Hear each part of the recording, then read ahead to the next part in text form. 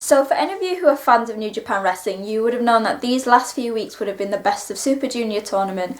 And for those of you who don't know, the Best of Super Junior tournament is basically, we take the world's best junior heavyweights, so those under £210, and it's a 2-block tournament, which basically puts so many competitors against each other, and in the end, whoever wins, they get a shot at the IWGP Junior Heavyweight Championship, normally at Dominion. For me, the Best of Super Junior is probably my favourite tournament. Like I said, it brings so many different wrestlers from across the world, different styles from the high-flying junior weights to the more submission-based. And I think especially in New Japan, considering how much talent there is, I sometimes think the junior division gets sort of pushed to the back, or you've got people who are in the junior division where their aim is to move up to the heavyweight division. Whereas for me, I think the junior division is something that should be praised in its own sense.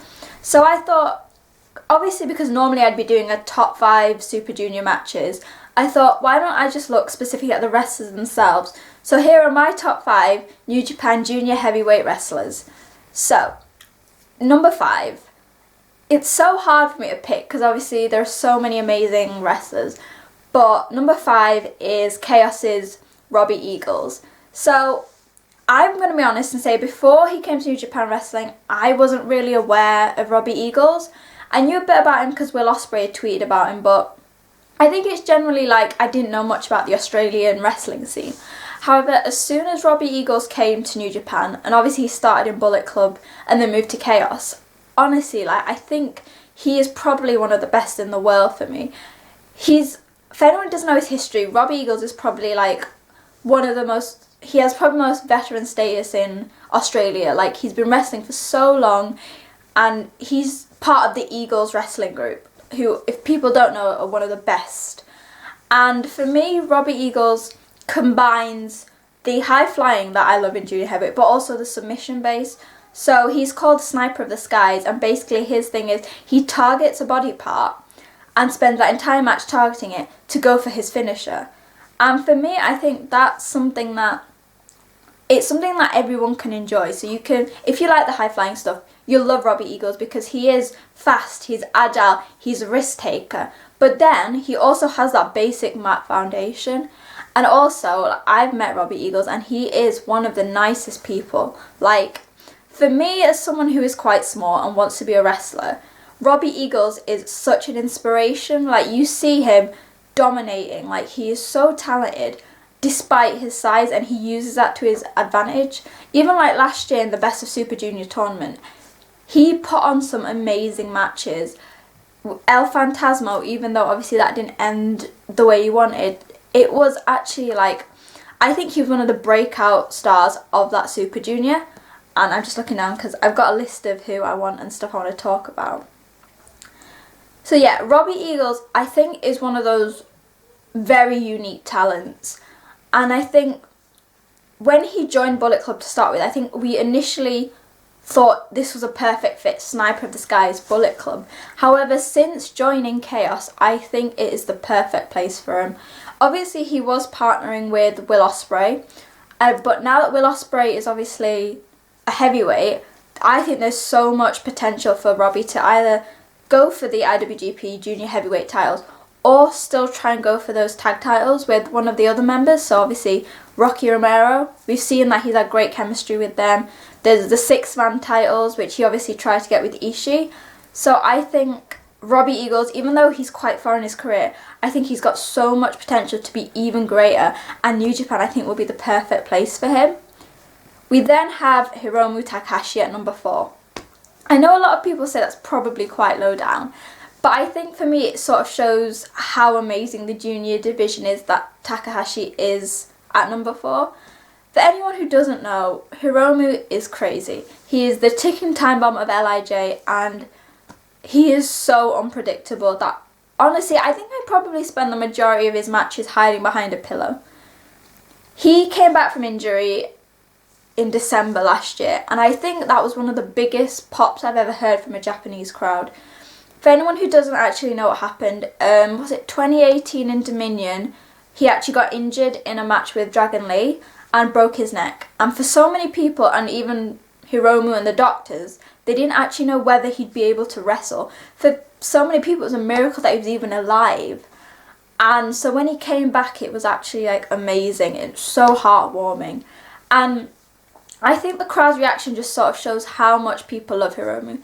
Yes, he is crazy, but he is also amazing in the ring. Like, he has this style which is carefree, careless, fearless. And yeah, I said that I hide behind the cushion a lot, but it's just because he does things at such a speed that honestly, even sometimes I watch it and I think, I don't know if I'm watching something real. And the fact that he's also such a genuinely nice person, like you see on his YouTube channel, the Hiromu you see in the ring just seems to be the Hiromu you see outside. He has this sort of personality that's very playful. Like, his interactions with Naito, it's sort of, you see another side to him, a lot more light-hearted. They have this like older brother, younger brother relationship. And also, even with his competitors, it's almost like a borderline flirtatious. So we've seen it with the likes of El Desperado, Will Ospreay, Dragon Lee. And I think it's that sort of endearment that draws crowds to him. You just want to fall in love with him. And I think that also resonates when you see him actually wrestling in the ring. He's one of those people that I don't... Like with Robbie Eagles, he's such a unique talent, and there will only ever be one Hiromu Takahashi, and I think LIJ is the perfect mix for him. And I mean, I honestly remember when I saw Hiromu for the first time and I was like, who is this person? He is Hiromu Takahashi, and that is it. So, number 3. Let's have a look who I've got. So number 3 was really hard for me because I had 2 options, and similarly, oddly enough, the 2 of them intertwine, like their lives meet. But in the end, I went for number 3 as Taiji Ishimori. So, like Robbie Eagles and things, before New Japan, I didn't really know about Taiji Ishimori. I knew that when he came, people obviously said his history, that he's been in Noah and all sorts. But really, my first thing was when he was introduced by Tama Tonga as the newest member of Bullet Club in the lead up to the Best of Super Junior in 2018. And from then, honestly, like, he is actually like a crazy athlete. Like, not just like physically, but when you see him and when you think of Bullet Club, you'd think, oh, it's probably a lot more like ground based. He is a proper junior heavyweight. Yes, he is so strong, but he also has this effortless ability to fly in the air. Whether he's combining his speed and power, it's just something that is unrivaled. And for me, what I like about Taiji Ishimori is that he is so versatile in his style. So obviously you've got, like I said, he's so strong, but he combines that with risk taking. So whether he's doing the sliding suplex when he goes out the ring, or whether he's jumping off the top of the top rope, everything he does is effortless. And what I also like about Ishimori is he doesn't take himself too seriously. So if anyone watched, I think it was the 2018 Best of Super Junior, and this little thing, oh wait, no. Actually no, it was when he did his feud with Taguchi. And there was this whole thing that obviously back when Ishimori was younger, he was in this thing called, I can't remember the name of it. It'll annoy me, it'll come back to me. But basically he was in like this band, like this boy group in the wrestling, and Taguchi would come on and do like his little dance. I'll see if I can put the link for the video that it's got on it. And basically with this thing called the Sendai Sailor Boys. And initially I thought, okay, this is just going to rile Ishimori up. But actually what he did, which was quite nice, is he came in the ring and he started mimicking what Taguchi was doing, which in turn actually made Taguchi a lot more like annoyed. And it's small things like that, and when he laughs and things, that actually, like, you get to see 2 different sides to him. You get to see Ishimori the wrestler, but then Ishimori also the amazing entertainer. And for me, I also have a soft spot for Ishimori because, like Robbie, he's quite small but has like this power. And also he has a really cute dog, and if you want, go on to Ishimori's Instagram because he always has really cute pictures of his dog dressed up like, it's like a small little fluffy chihuahua. So yeah, I definitely would say that if you have a junior heavyweight match you want to watch, I'm going to combine the 2. Go and watch Taiji Ishimori versus Hiromu Takahashi in the 2018 Best of Super Junior final. That will basically tell you everything you need to know about Ishimori, about how amazing he is as a wrestler, how amazing he is as a person, like as a character. And that's the thing that upset me, where I love El Phantasmo, and if anyone doesn't know, he's a Canadian wrestler who basically came to Bullet Club. He sort of overshined Ishimori when he came, and I sort of hope that when New Japan does eventually come back, that Ishimori can get back to the top of that junior division, because I would love to see him challenge Hiromu for the title next. So, number 2. Number 2 is Suzuki-gun's El Desperado. I don't know why, I think it's something about El Desperado that as soon as I saw him, something just clicked. Like, it's one of those things that I always find it really hard, like, if someone says, why do you like El Desperado? My sort of instant thing is, why do you not like El Desperado?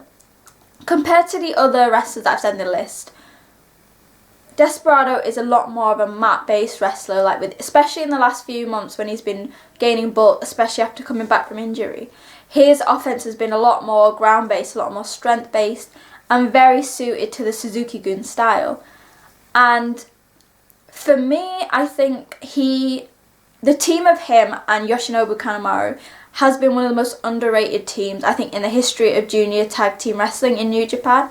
Because they had, I think, during 2018, one of the longest reigning single runs as IWGP Junior Tag Champions. And that sort of, it's not only like a testament to how good they both are as singles, but how good they work together.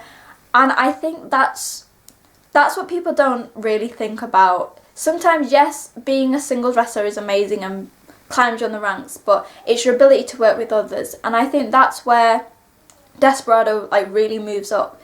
Whether it's in tag matches with just him and Kanemaru, or with all of Suzuki-gun, or singles matches, he has this ability to like figure out what he needs to do with his opponent, target it, and get the job done. Also, people will probably agree with me, but even though he wears a mask, he's got this almost seductive quality about him. I don't know whether it's his voice or the mask, but I just think like when he does a backstage promo, he manages to lure you in. And you know, like I was saying with Hiromu, that it's like sometimes borderline flirtatious. Whenever Desperado and Hiromu get in the ring, that's what we get. We get this relationship which is very teasy. So a few years ago, there was this backstage promo where Desperado's basically like, I love you, I need you, and then Hiromu was just wafting it off. Without even having to do much, El Desperado comes across as this massively charismatic person, and sometimes with heels you don't think that they should be able to do that, but for Desperado it just works. He has this effortless swag about him. I know I just used swag and I probably should never use it again, but yeah, it's just this effortlessness about him that just makes him so easy to watch. And like Hiromu, obviously he was injured for quite a while. I was over the moon when he came back. I think during that time a lot of stuff had happened in New Japan, and I remember literally 4 words making everything better: El Desperado's comeback match. And seeing him come out to the ring with Kanemaru, and he obviously had his white shirt on, symbolising the match where he got his jaw broken. It was just, I think I just felt a smile appear on my face. And I know I shouldn't like heels, but for me, El Desperado is just somebody that I just can't dislike. And I did actually see him the first New Japan show I ever went to, the Rev Pro one, and it sort of annoyed me that I didn't now get a meet and greet. But fingers crossed that in the future I'll get to meet El Desperado.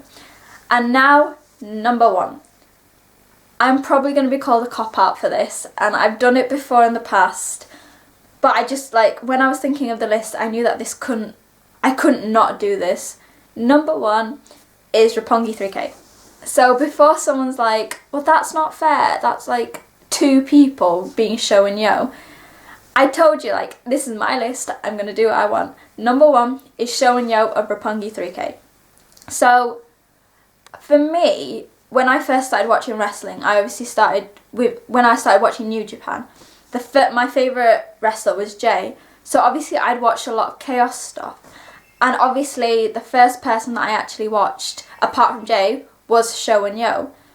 The 2 of them are completely different wrestlers, but when they're together as a team, it just seems to work. They're both such diverse wrestlers, and I think when you look at a spectrum of junior heavyweight wrestling, they're both at either sides. So you've got Sho, who's more of like the powerhouse. So he is the strength, the amateur background. He does, I think, so much martial arts that he combines that. And then you've got Yo, who's the more faster, agile, and sort of the more traditional junior heavyweight.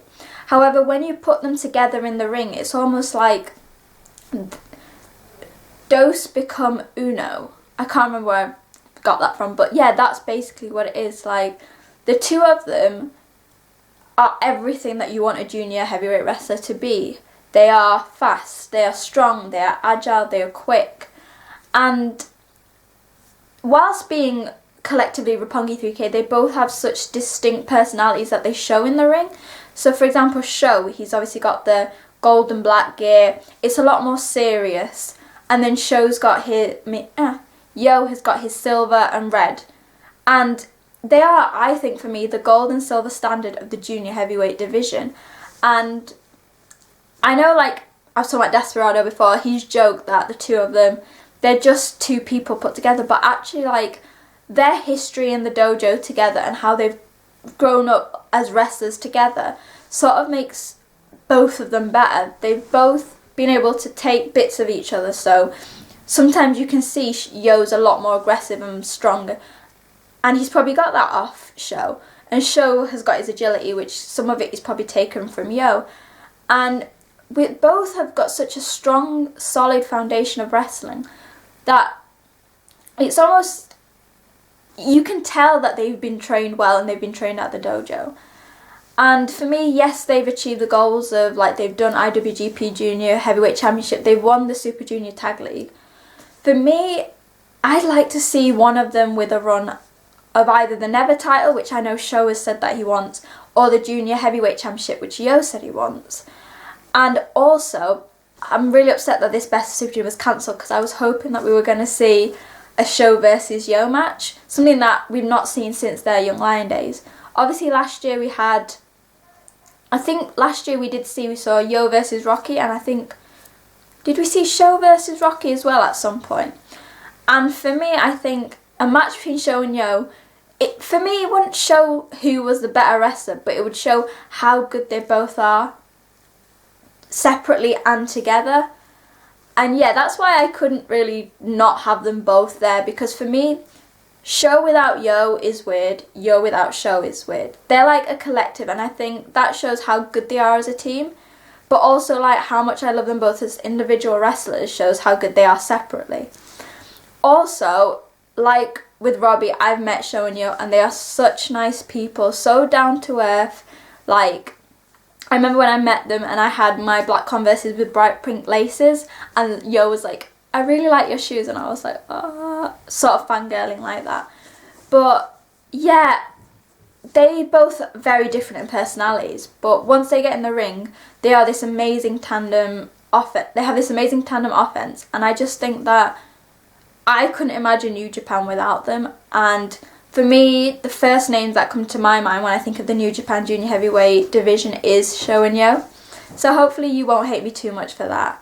So yeah, that's this week's video. Hopefully you guys enjoyed it. I know that a lot of you are probably upset like me that the Best of Super Junior tournament is cancelled. However, we all know it's for the right reasons, and I need to applaud Harold May for everything he has been doing for the wrestlers, and to make sure that both they are safe and us as fans are safe. So yeah, hopefully you enjoyed the video. Let me know what you think in the comments below, and who your favourite junior heavyweight wrestlers are from New Japan. It could be now, like I did, or even from the past. You can also let me know on social media. So my Twitter is @wrestling_chat, and my Instagram is sonalslife96 and wrestlingchatter96. So I'll see you guys next week. Stay safe and see you later. Bye.